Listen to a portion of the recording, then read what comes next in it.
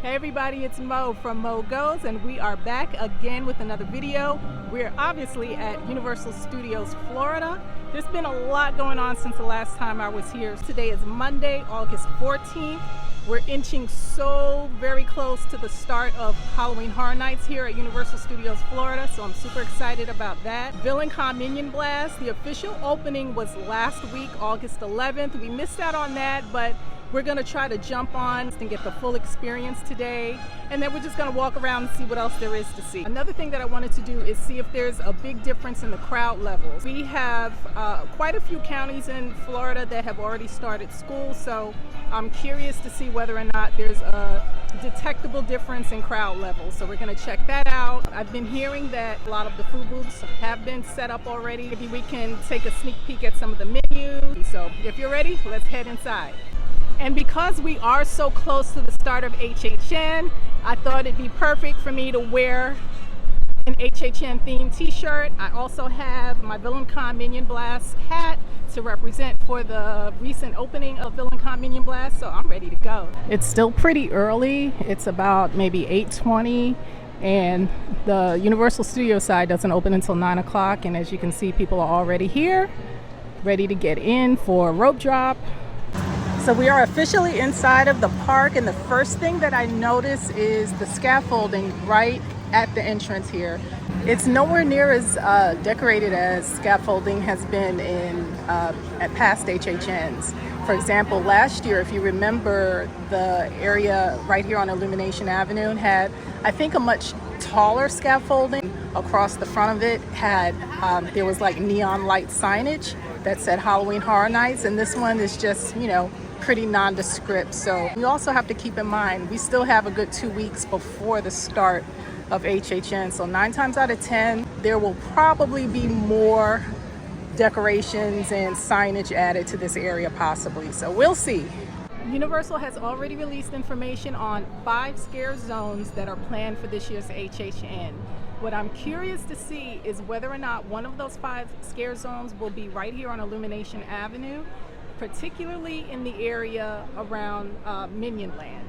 If you remember from a previous video, I mentioned that because Illumination Avenue and Minion Land is officially opened, I came to the assumption that this area may no longer be used as a scare zone as it has been in the past, and I assumed that we would not have a scare zone placed here. So again, I don't know, this is just my opinion, so I'm really curious to see what is going to happen and whether or not we will see a scare zone here. I think we're going to take a walk down Hollywood Boulevard and make our way around the park counterclockwise and check out all the areas designated for scare zones this year. So our very first little vignette, I guess you can call it, is positioned right at the corner of the brand new Minion Land sign, and we have this HHN stage set up. I'm sure that there will be scare actors and maybe like a little mini vignette show type deal going on here. Every year there's a theme for HHN, or they have a specific character that they base HHN's theme around. Last year was the Pumpkin Lord, and this year is Dr. Oddfellow. For those of you who don't know, Dr. Oddfellow is the character that's responsible for Jack the Clown. Die-hard HHN fans are all too familiar with Jack the Clown. Here I am on Hollywood Boulevard expecting to see a lot of HHN themed decorations, and really not much is going on here. You know, we have a little stage set up here and there. We have a little bit of lighting. Most of the lighting is up on the rooftops, but there's really not much going on as compared to last year when we had Nettlewood Cemetery. I don't know. I'm going to try my best not to be too skeptical about these scare zones because it's still a little early. And here we have another mini stage setup intended for HHN. Not much to the stage setup. Same as the one a little bit further up at the front of the park. But again, I'm really curious as to how this area is going to look once HHN starts. I mean, in years past, Hollywood Boulevard and other parts of the park that were designated for scare zones were really decked out with HHN decor, and it's really minimal this year on Hollywood Boulevard. One of the scare zones for this year's HHN is Dr. Oddfellow's collection of horror, and I'm thinking that that will be here on Hollywood Boulevard, just based off of the little stage setups that I see. And as I mentioned before, Dr. Oddfellow is the character responsible for Jack the Clown.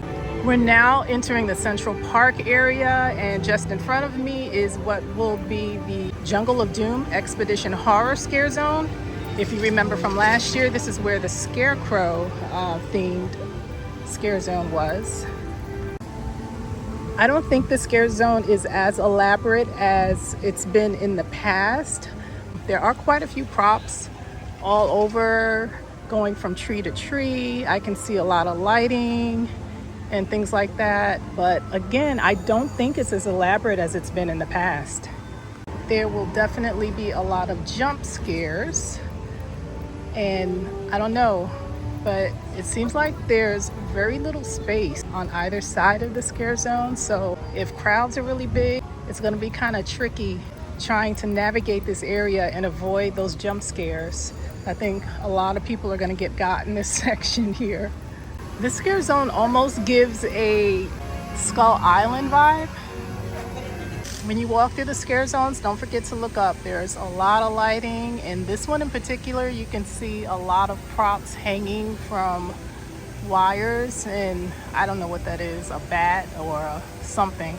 But this one reminds me a lot of Reign of Kong over on the island side. You got a giant arachnid, oh God. Take a look at the former kids zone. We've got a lot of construction walls up now. It looks a lot different from the last time I was here. I see some new scaffolding or something. I don't know what that is. My guess is that's gonna be the base for maybe the new facade for the DreamWorks themed entrance they may have planned for that section right there. I don't know, but I can also see that the old Woody Woodpecker coaster is still intact. At least that's what it looks like. I'm not sure, but we got a lot of stuff going on here. It's good to see. I believe the Pyrotechnic show is coming back to HHN this year, and obviously it will once again be in this location, which is where the former Fear Factor show was.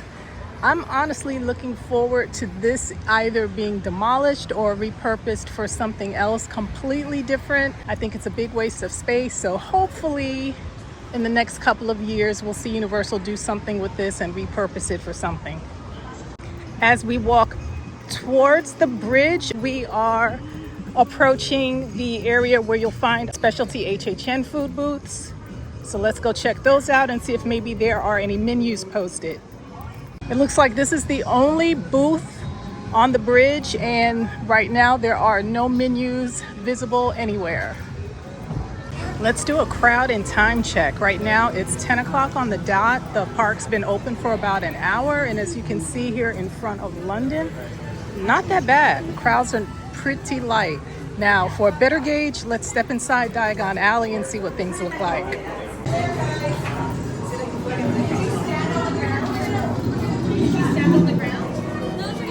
And as you can see, it's a little busy, but not as bad as I expected it to be. Everybody waited for the dragon, and the dragon did its thing. Well done, dragon. Wands by Grigorovich is pretty busy today.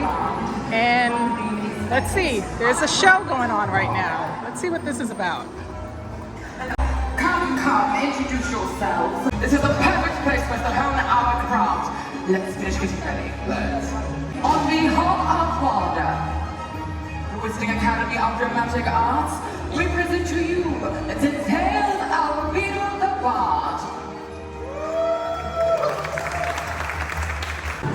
We've got lots of folks watching Tales of Beetle and the Bard, and right now the wait time for Escape from Gringotts is a mere 15 minutes. That's pretty much a walk-on, guys. So I think based on the crowds here on Diagon Alley, I can say that it's a pretty light day. We're now in the San Francisco section of Universal, and we are entering the next scare zone, which is Shipyard 32. If you remember from last year's HHN, this was the scare zone for Witch's Coven.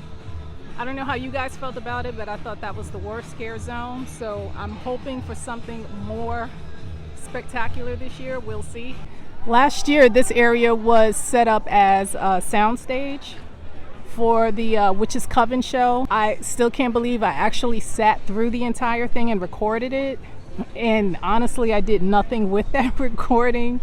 But I just kind of find that funny. No stage this year, but I don't know. Once again, this area is sparsely decorated, not too elaborate at all. Let's kind of go back here. We've got some lighting here, but I don't know. What do you guys think about these scare zones so far? The name Shipyard 32 automatically makes me think of last year's house that was themed after Dead Man's Pier. So I don't know if they have anything to do with each other. I don't think so, but that was a super cool house. This obviously is going to be a jump scare. And I don't know, guys, that's pretty much it. We've come to the end of Shipyard 32, and I can see just ahead of us, I don't know, maybe another scare zone. Let's keep walking and check that out. They relocated the Chucky themed food booth by Fear Factor and placed it here just between New York and San Francisco. No sign of a menu just yet. And here we are headed into the New York section, and it's pretty quiet. Crowds are low. Nothing going on really.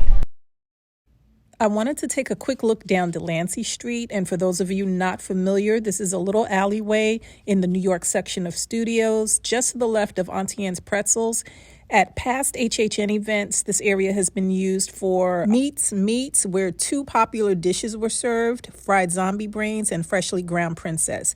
And as you can see, there are absolutely no signs of any food booth setups, at least right now. So we'll keep an eye out for that.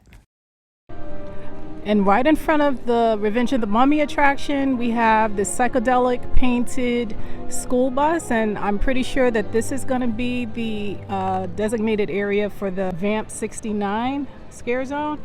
We got a lot going on in this section here. This is just in front of Macy's, between Gramercy Park and the old Macy's building. We have a full soundstage set up. This is obviously for the Vamp 69 scare zone. There's some old Harleys here. Let's do another time and crowd check. I'm gonna swing around behind me, and as you can see, coming up Illumination Avenue, not many people. The crowds are pretty low. And then this way, going up the boulevard in New York, not much going on either. It's a pretty slow day. So I think because of the fact that most of the Florida County schools have started already, the crowds are a lot lower. I think it may be mostly out-of-towners here in the parks today, so pretty good. We're now headed back towards the front of the park, but we're gonna make our way through Minion Land first, up Illumination Avenue, and I can see a couple more food booths that I'm pretty sure are set up for HHN, but I do not see any signage for menus. Let's get a closer look. And here we are at one of the HHN food booths. No signage for the menu at all. We'll definitely have to come back and check out what's going to be available here. Just in front of Rip Ride Rocket, we have another food truck here. No signage for the menu at all. I'll give it another week and a half, and I think those signs are going to be up. You guys, I just realized something. All the scare zones for this year's HHN were accounted for, except for Dark Zodiac. I don't know if I overlooked it, but where is it? I'm gonna have to check the app and see if there's an official map so that I can kind of walk through that area, but I don't recall seeing any designated area for Dark Zodiac. And just in case you guys were not aware, this entire week Rip Ride Rocket will be down for scheduled maintenance. I just checked the Universal app for current ride times, and Villain Con Minion Blast is now at 45 minutes. That's a no for me, guys. We'll check it another day. Since the posted wait time is too long for me to wait, I think that's going to cut our visit short today, but I think it was a successful visit. We did everything that I wanted to do today except ride Villain Con Minion Blast, but we'll do that another day. I will be back very soon because Pass Holder Appreciation Days will be starting tomorrow, and I will be back to cover that. There's a lot that goes into Pass Holder Appreciation Days, including special entrances, discounts, specialty items on menus at different locations throughout the park, so stay tuned for that. I hope you guys enjoyed this video. If you like this kind of content, make sure you give this video a thumbs up. Also consider subscribing, comment, share, and also click the bell notification so that you never miss a future video upload. Until the next video, see ya.